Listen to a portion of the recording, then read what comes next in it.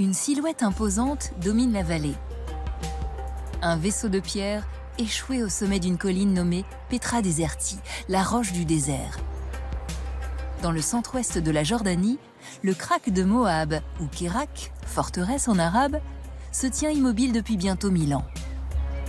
Située sur la célèbre route des rois empruntée par les Hébreux pour rejoindre la terre promise, la citadelle qui a donné son nom à la ville de Kérak fait le bonheur des touristes jordaniens et des pèlerins du monde entier. Incontournable Kérak de Moab qui cache une toute autre histoire. Celle du personnage le plus controversé des croisades, le chevalier Renaud de Châtillon. Saladin arrive, sauf qui peut. Un jour de septembre 1183, le maître des lieux Renaud de Châtillon n'a pas anticipé l'attaque du sultan de Damas et du Caire.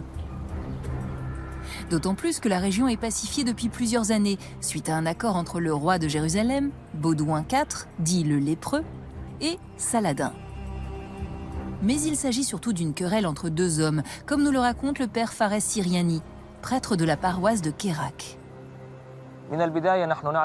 Depuis le début de sa présence à Kérak, on sait que Renaud de Châtillon a une politique hostile envers les musulmans. Malgré l'existence d'une trêve entre le roi de Jérusalem, Baudouin IV et Saladin, Renaud de Châtillon avait pour habitude de la défier et de mener des raids et des attaques sur des convois, qu'il s'agisse de convois commerciaux qui passaient par son territoire en direction de la Mecque ou simplement de convois de pèlerins musulmans. En 1183, Renaud de Châtillon veut aller encore plus loin. Il fait construire une flotte de 5 navires et l'installe en mer Rouge. La Mecque devient ainsi directement menacée par cette flotte. En réaction, voilà pourquoi Saladin prépare son armée et avance de Damas jusqu'à Kérak pour assiéger la ville. Barricadé à l'intérieur, Renaud de Châtillon dirige la défense de son fief.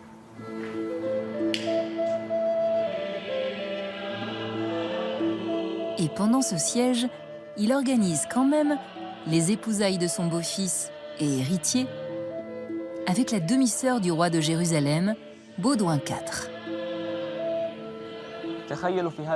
Imaginez, dans cet endroit, un mariage est célébré. Peut-être même dans cette tour juste là derrière moi.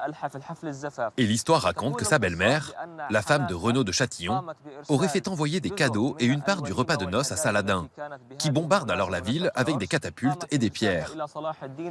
En réponse à ce geste de bonne foi, Saladin décide de suspendre les bombardements et d'épargner la tour où se déroule le mariage pour que les célébrations puissent avoir lieu. Et une fois les célébrations terminées, les bombardements reprennent.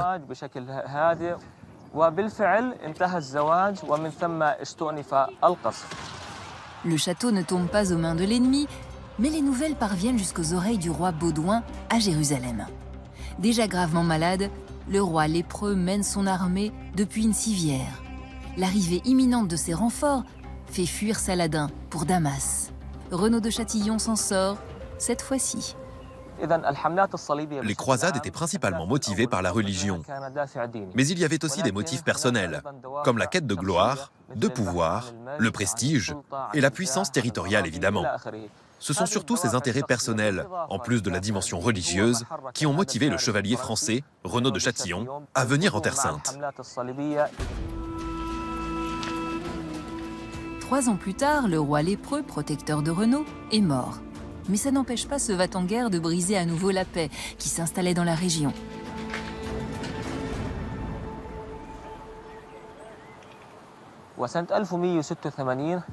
Et en 1186, alors que Renaud de Châtillon mène une nouvelle attaque sur un convoi, il s'avère que la sœur de Saladin fait partie du convoi.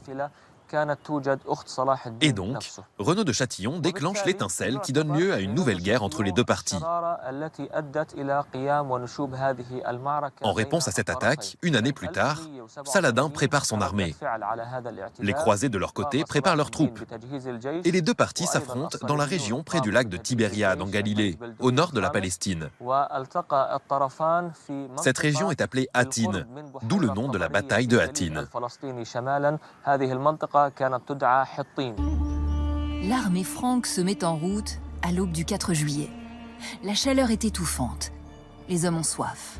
Saladin, qui connaît bien le terrain, a pris soin de faire boucher le puits et d'empoisonner les points d'eau. Il fait incendier les broussailles. Le vent pousse la fumée sur les croisés qui suffoquent dans leurs armures. Ils sont acculés et contraints de se réfugier sur un piton basaltique appelé les cornes de Hattin. L'armée franque est décimée, près de 20 000 soldats trouvent ici la mort. Après la défaite des croisés à la bataille de Hattin, alors qu'ils pensaient qu'ils allaient gagner, Renaud de Châtillon est emprisonné et emmené jusqu'à la tente de Saladin. Après un rapide procès, on peut dire, Saladin lui-même exécute Renaud de Châtillon. Et l'histoire raconte qu'il l'a décapité sur le champ.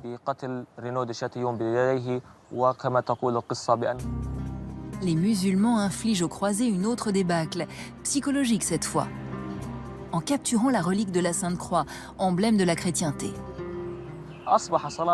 Saladin est devenu le maître du monde musulman à cette époque-là.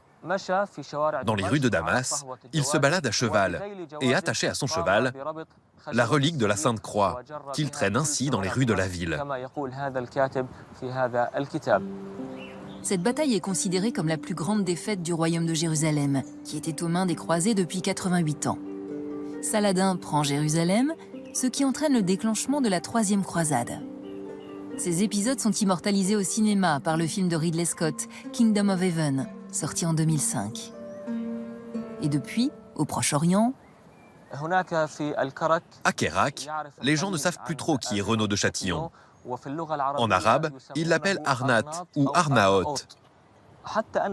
Le nom d'Arnaot a pris une certaine signification en arabe. On dit que quelqu'un est arnaotien pour dire que c'est une personne orgueilleuse et imbue d'elle-même. Parce que Arnaot ou Renaud était courageux, fort, audacieux, mais il était aussi vaniteux et arrogant. C'est donc pour ça que ce mot est utilisé en arabe pour décrire quelqu'un d'orgueilleux.